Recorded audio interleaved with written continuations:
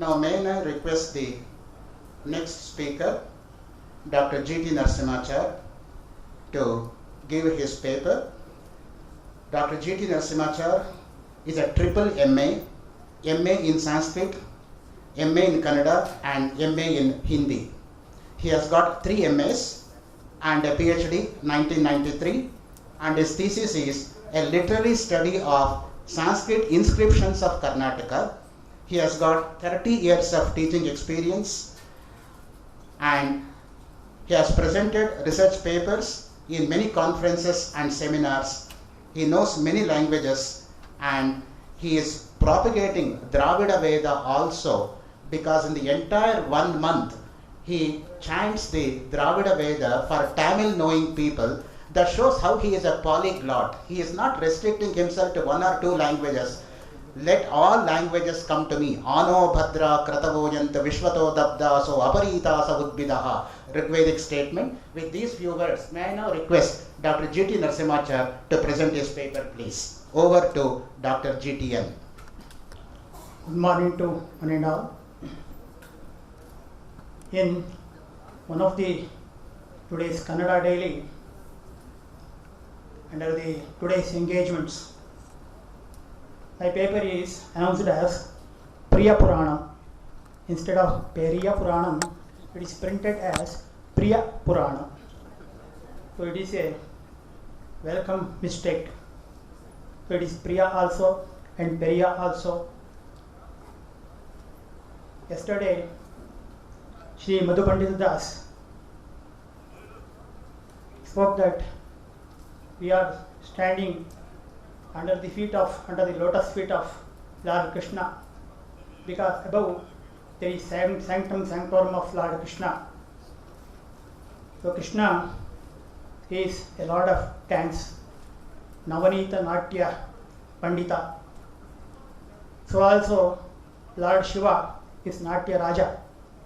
So under the lotus feet of Lord Krishna, I am going to talk about Lord Nataraja, Lord Shiva.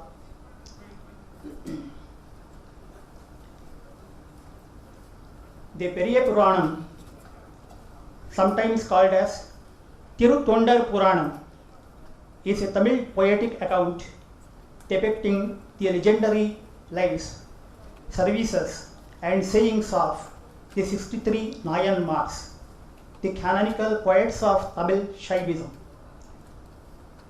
This paper is intended to present a few aspects of the book with a general perspective. The saints described here are historical personalities who lived between 5th and 10th centuries. There may be some controversy about this. Some scholars drag the lower limit even up to 1st century AD. They attained salvation by their staunch devotion to Shiva or to the servitors of Shiva. They belonged to different castes and occupations. There were kings, queens, merchants, potters, farmers, toddy tappers, and so on. Their common attribute was their unstinted devotion to Lord Shiva. The Periya Puranam was compiled in the 12th century by Shakyedar during the rule of Kulothunga Chola II, also called as Anapaya Chola. The date of the king is from 1133 to 1150, the period of his rule. The poet was born at Kunrattu in Tondai Mandalam. Actually, Shakyedar is the name of a family in Vellala community in which he was born. His first name was Arulmoli Devar. Due to his high learning and wisdom, he came to be called by his family name as Shakyedar. His extraordinary brilliance made him the chief minister of Anapaya Chola. A later saint, Umapati Shivacharya, has written a book reflecting the life of Shakyedar. Among all the hagiographic Puranas in Tamil, Shekidar's book stands first. About the title of the book. In the title Periya Purana, Periya means great. The book is great since it contains the stories of great saints. As the term Puranam is a part of the title of the book, it is appropriate to say something about this term. Puranas, along with Smritis and Itihasas, are generally considered as belonging to Mitra Samhita category of ancient literature, as against Vedas, which come under Prabhu Samhita. Samhita is equal to, so Mitra Samhita is equal to a friend, Prabhu Samhita equal to a lord, and Kavyas come under Kanta Samhita. The Vedic instruction is like a king's order or law, so they are called Prabhu Samhita. This strictness becomes less in Puranas, that is, historical narration and legends. Ancient Puranas are not like a scepter-wielding king, they are like familiar friends. They advise us by giving the instances of how people acted in the past and what were the results, whether good or bad. They present the topics logically and teach duties and prohibitions. This manner appeals to the minds of the people. Hence, people will take to the path of virtues because of reason, not because of fear. Hence, they are grouped under Mitra Samhita. Periya Puranam is a Mitra Samhita as it is a Purana, as well as a Kanta Samhita as it inherits the qualities of a classic poetry also. The term Purana generally means old legend. The Vayu Purana says, Yasmat Purahi Anati Idam Puranam Tena Tat Smritam Niruktasya Asya Yo Veda Niruktam Asya Yo Veda Sarva Papaihi Pramuchyate.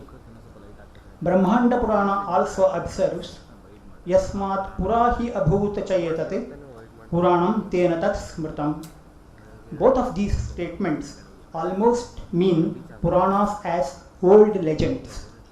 This meaning appears to fit well with the word Purana in the title Periya Purana. Thus, Periya Puranam means a great account of great Shaiva saints. The word Puranam is not found either in the Tamil Nighantu or in ancient Tamil texts. The very first reference to Puranam has been made in the Tiruvachakam of Manikkavachakar in 10th century. In this book, only the invocatory section consisting of about 95 lines has been named as Shiva Puranam. Periya Puranam is the first Tamil Puranam in whole. In later period, some other books called as Purana were written, among them Thiruvilayadal Puranam of Paranjoti Munivar, also known as Sokkanatha Swami, Kanda Puranam of Kachiyappa Shivacharya, Tirumurai Kanda Puranam of Umapati Shivacharya are notable. The source and inspiration for the Periya Puranam. Any great book cannot be produced by an ordinary man and in ordinary context. Similarly, there is an interesting story behind the production of Periya Puranam also. The author Shekidar was the chief minister in the court of the Chola king Kulothunga Chola II. The king was a staunch devotee of Lord Shiva, particularly of Lord Nataraja of Chidambaram. In those days, Jainism in Tamil Nadu was not very strong, but still the Jain literature in Tamil was capable of changing the religious attitude of persons. This is what happened in the life of the Chola king also. As a matter of fact, the 5 chief epic poems in Tamil, grouped as Aimberum Kavyam, as we have Panchamaha Kavya in Sanskrit literature, in Tamil literature also, 5 Kavyas are grouped as Aimberum Kavyam, are all written, all these 5 Kavyas in Tamil are written either by a Buddhist or by a Jaina poet. The book Jivaka Chintamani of the Jain poet Tiruttakka Deva is one such poem which played a role in the life of the king Kulottunga Chola. Jivaka Chintamani is a Tamil kavya. The king was enchanted by the story of the hero Jivaka depicted in the poem. In the story, the hero Jivaka marries many damsels and regains kingship over his father's lost kingdom. In the end, he realizes the temporary nature of positions, renounces kingship, and finally attains nirvana by prolonged austerity. This story impressed the Chola king so much that he became inclined towards Jainism. The poet minister Shekira wanted to bring back the king on the path of Shaivism. He advised the king to abandon the pursuit of erotic literature and turn instead to the life of the Shaiva saints. This advice was taken positively by the king. He suggested Shekira to describe the lives of the Shaiva saints in an epic poem. The poet also thought that the mind changed by a literary mean can be reverted only by another better epic poem. This thought made the poet to write a book on Shaiva saints, containing absolute devotion of Shiva on Shiva only and nothing else. In this context, we have to mention one more source of inspiration for the poet Shekira, that is the Jain book Mahapurana, written by Acharya Janasena in Sanskrit and completed by his pupil Gunabhadra. Shekira wanted to write a Puranam in Tamil on the lines of above mentioned poem Mahapurana. The Sanskrit book presents the stories of 63 great men in Jainism, called as Trishashti Shalaka Purusha. Incidentally, Shaivism also had in its treasure of heritage 63 great saints. Look at the similarity: 63 Shalaka Purushas in Jainism and 63 Nayanmars in Shaivism also. 63 great saints, their life story and songs for its support. This struck the mind of the poet. What more? He decided to write a book on the life of 63 Nayanmars. Not only that, Shekidar used this opportunity to establish superiority of Shaivism over Jainism at some places of his book. The literary material necessary to write such a book was already available to Shekidar in the form of Tirumurais.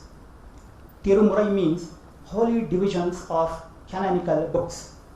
Such books are 12 in number, which include the Periya Puranam also. Sundaramurti Nayanar in the 9th century had initiated the valuable service of preserving the Shaiva songs of the great saints Appar and Sambandhar in Tamil. He had preserved those songs in his book called Tiruttondar Tohai and included his own songs also in the said book. But the book was in oblivion until the Rajaraja Chola discovered the collection in the temple of Chidambara. At the king's advice, the scholar Nambi Andar Nambi, during the 11th century, re-edited the collection of Sundarar and compiled the first 7 volumes which contain the songs of the trio Appar, Sambandhar and Sundar. 8th one is the composition of Manikya Vachakar. 9th one is a collection of songs of about 8 saints. The Tirumandiram of the famous Siddhar Tirumular forms the 10th book. 11th book contains the songs and life of the rest of the saints. Then the Periya Puranam also became a part of the sacred canon as the 12th Tirumurai. These 12 Tirumurais, along with Vedas and Shaiva Agamas, form the basis of Shaiva Siddhanta in Tamil Nadu. The poet has taken into consideration even the inscriptions of his time and also Sthala Puranas that were in vogue. He should have travelled to birthplaces of the Nayanmars and to the holy places visited by them, and should have got first-hand experience of the scenic beauty of the places and should have collected information about the signs from the elderly people. He has made use of these data in his book. He pays special tribute to Sambandhar or Nambi Arura for his academic service in preserving the Thevaram songs in the book Tiruttondar Tohai. Glory of the Periya Puranam is as follows. God's grace was also showered on the poet Shekhar, as Lord Shiva himself provided the first foot of the poem. The first line of the poem was pronounced by Lord Shiva himself. The book commences with the first foot of the first verse, Ulahelam Unarundu Odarkariyavan, which is said to be the divine voice reproduced by the poet. Shekhar poetic power earned him the title Uttama Chola Pulavar. Later, he was glorified to such an extent that he was also reckoned as a Nayanmar. Shekhar himself was also counted as a Nayanmar, raising the list of Nayanmars to 64 from the earlier 63. At some temples, his idol was also installed beside those of 63 popular saints. Further, a temple exclusively for Shekhar and his patron king Anapaya Chola was built in Kunrattu, the birthplace of the farmer. Though there were earlier hagiographies of the Shaiva saints, Periya Puranam occupied a special place in Tamil literature of Chola period because of its highest order of the literary style. It is considered as one of the masterpieces of the Tamil literature. The poet Shekhar, however, names his book as Thondara Puranam, Tiruttondara Puranam. He himself names it as Tiruttondara Puranam. Engidan Namam Kurin, Shindayul Sharndu Nindra, Pongiya Irula Yenai, Purayirul Pokkuhindra, Shangadiravan Pol Nikkum Tiruttondara Puranam Enbam. It was named Periya Purana by the later writer Umapati Shivacharya, who wrote a book called Shekhar Nayanar Purana. He himself became a subject for a work of Purana in the later period, glorifying Shekhar in 13th century. In the later period, the name Periya Puranam itself became popular than the name given by the poet. The name Tiruttondar Puranam went to backside and Periya Puranam became famous. The title Periya Puranam became famous. Periya Puranam book is divided into two broad sections called Kanda.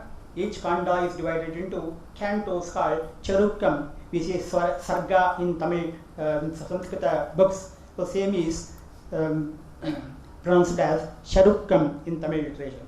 Totally there are 13 cantos from two sections. Total number of verses is 4,286. About Sundarar, a special mentioning is to be made here. Though there are 63 signs dealt with in the book, the poet seems to give more importance to Alala Sundarar, also known as Nambi Arura. This particular saint is described as the greatest devotee of Lord Shiva in Kailasa. The first canto, Tirumalai Charukam, describes him as having descended from Kailasa to uplift the world and to free it from sins. Vediyar Kulattul Tondri, Teethahandu Ulaham Uya Tiru Avataram Shaidar. That is the statement about the descent of Sundarar to the earth. He lived for a very short period of 18 years, only 18 years.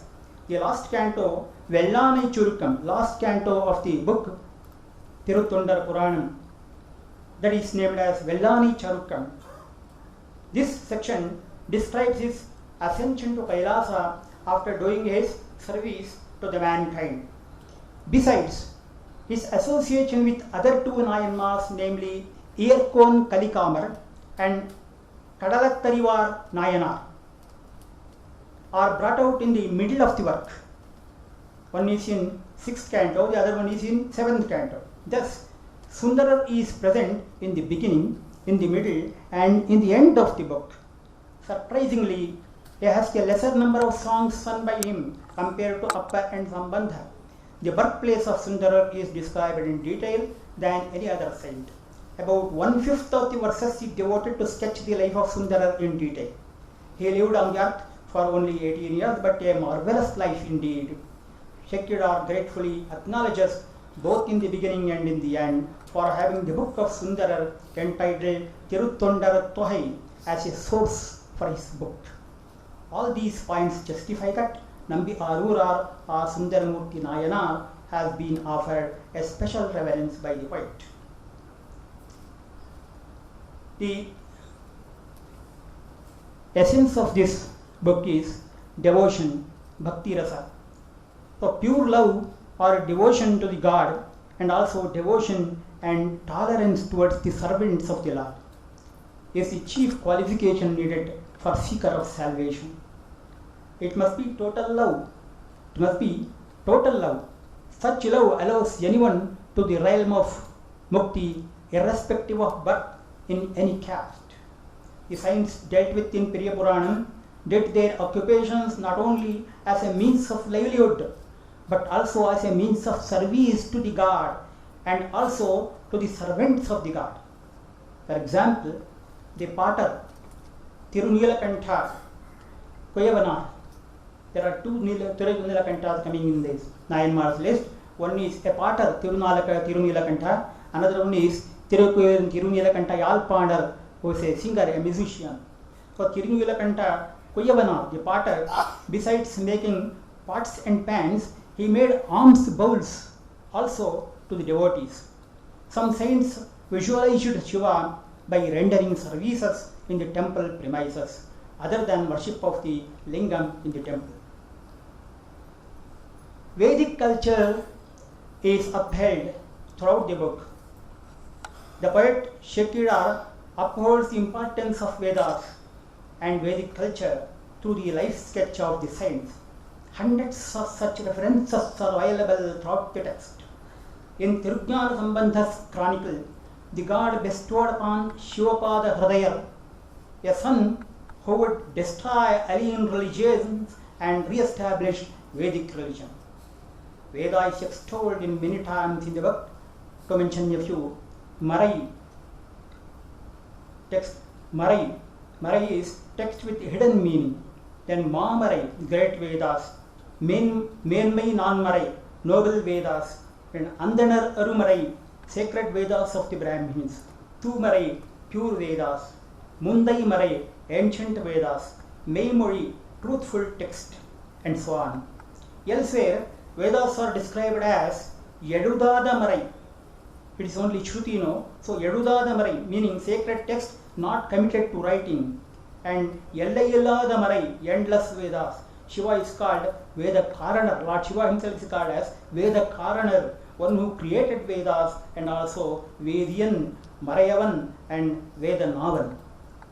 Sambandhar was born for the full growth of the Vedic tradition with all its branches. Veda Neri Tadaittu Vonga. Veda Neri Tadaittu Vonga. That is the purpose of the birth of Sambandhar. In the description of villages, the poet draws heavily from the Vedic tradition. Even nature is described as filled with Vedic sounds and sacrifices. The poet comes with full faith while giving such statements. Then asceticism.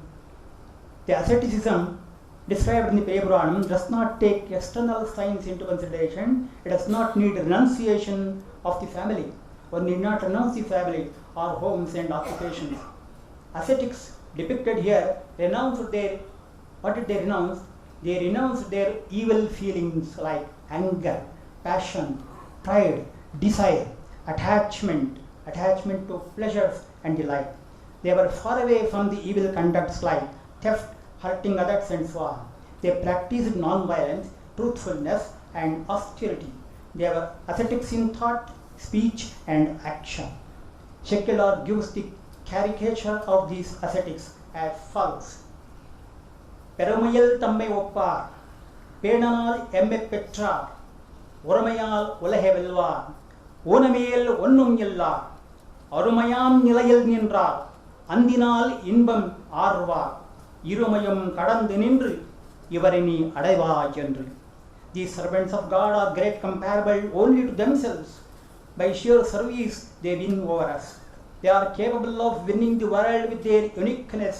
They are harmless. They attain impossible status in life. They seek happiness through for others.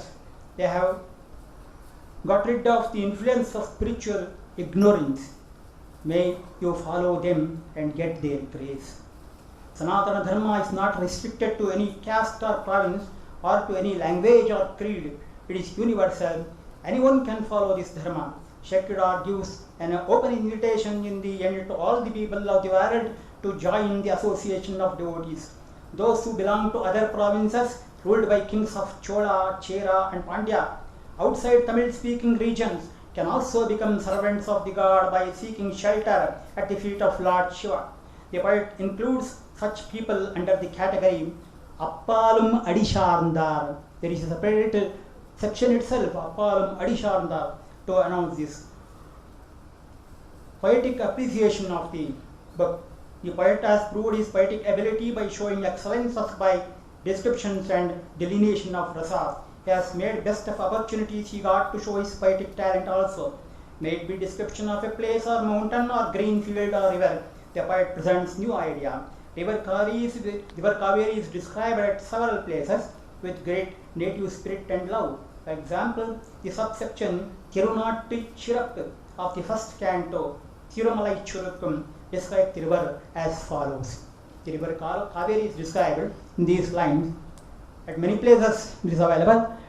For example, reproducing a verse. Malin Undichuli Malaratan Mel Varum Shalbinal, Pallugir Tarun Tan Manbinal, Kolanar Kundikai Dange Kolgayal, Kolum Nanmuganayam Ponni Manadi. Here the Kaveri is described as equal to Brahma himself. The river emerges from the flowery origin as even Brahma originates from the flower emerging from the navel of Lord Vishnu. Both the river and Brahma create and sustain many living beings. Thus the river Kaveri also does the same thing. Thus Kaveri and Brahma both create and sustain many living beings. In the same subsection, the river is equated with the river Ganga. The description goes thus: Kaveri originates from the mountain in Talakaveri. The moon shines beautifully on the top of the mountain. So the top of the mountain appears like the head of Shiva himself, adorned with the digit of the moon. How can the moon be without Ganga? So river Kaveri is like the river Ganga on the lofty head of Lord Shiva. The verse goes like this: Tingal Shudia Mudi Chigarattu Uchiyal Pongu Ventalai Nurai Poruda Podalal Yangal Nayagan Mudimichan Indre Gangayam Punyam Kannini Tamil. Look at the fertility of the Kaveri basin. The crop grown here are extraordinary. On seeing a tall grown crop, you may take it to be sugarcane. It is not sugarcane, but it is paddy crop. At some other place, you may mistake sugarcane to be arecanut tree. Karumballa Nellenna, Kamugalla Karumbenna. This is the magic played by the river Kaveri and its soil. The hard work of the farmers with their family, their simple life, their joy at the time of harvest are all described graphically by the poet. Lastly, I would like to mention a few things about influence of this Periya Puranam on the Kannada poet Harihara. Periya Puranam in Kannada literature.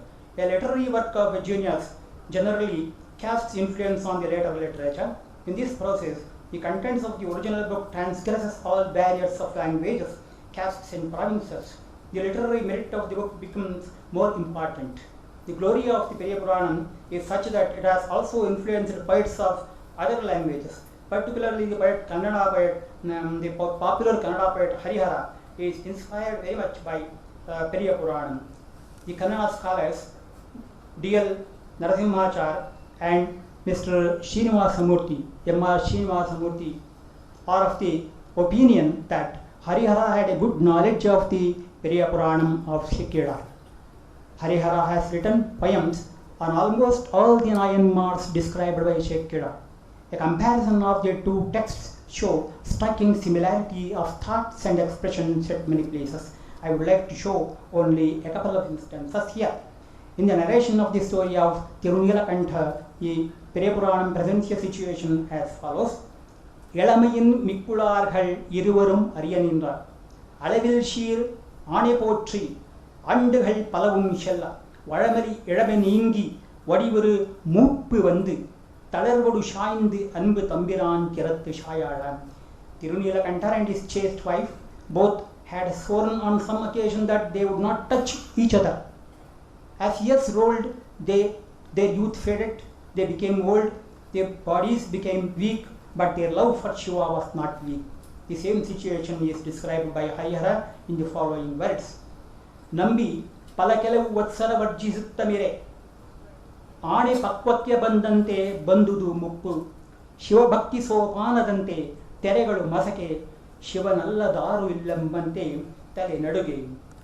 ಆಂಡುಗಳು ಪಲವಂಶಲ್ಲ in Periyapuranam is expressed in Kannada as palakelavu vatsara varjisuttamire.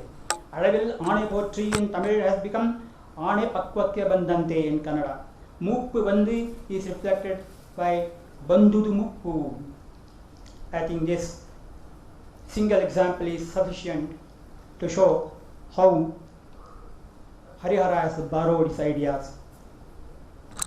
So in my conclusion, we can say the Periyapuranam, being a canonical literature, inherits elements of a beautiful poetry also. So, readers of different tastes are sure to enjoy the charm of the poetry and get benefited spiritually also by cherishing the sentiment of devotion, knowingly or unknowingly. The important messages given by Periyapuranam are: the religion established in Vedas is universal in nature. The God is not partial to any caste or creed or any social grade. In the world of devotion, all are equal. Mukti is open to all. Only the things required to obtain mukti are study bhakti in the Supreme Almighty and love for the creatures. Of course, pure mind, good character and conduct are means to develop such love. Thanks for the patient hearing. Thank you.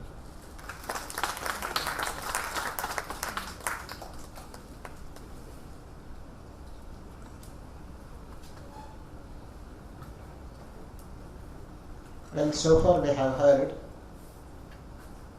a very nice narration of Periyapuranam, wherein Dr. G.T. Narasimhachar with his triple MA concentrated on triple topics. Jaina Purana in Tamil literature along with Shalaka Purushas, that is one point. Periyapurana and Shalaka Purusha's comparison between Jaina Purana and Tamil Purana. Second point is he concentrated on influence of Periyapuranam on Kannada literature with special reference to Harihara, and he talked about the concepts of Bhakti and Veda, how exactly they are interconnected with one another.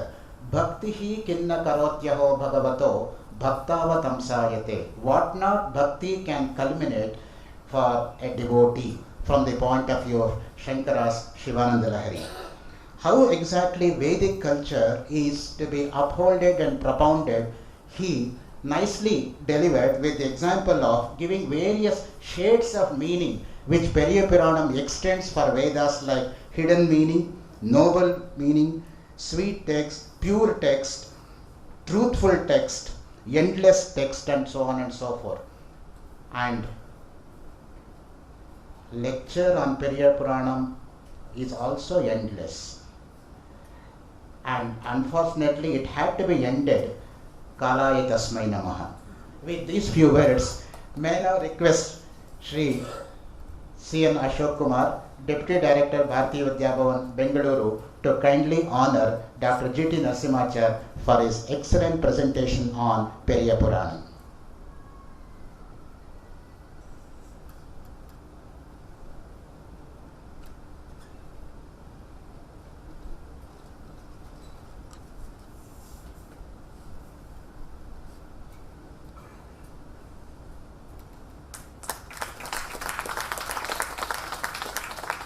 We crave the indulgence of the speaker because we did not give him sufficient time to give the total lecture. Anyway, that will be printed when it gets into the book form.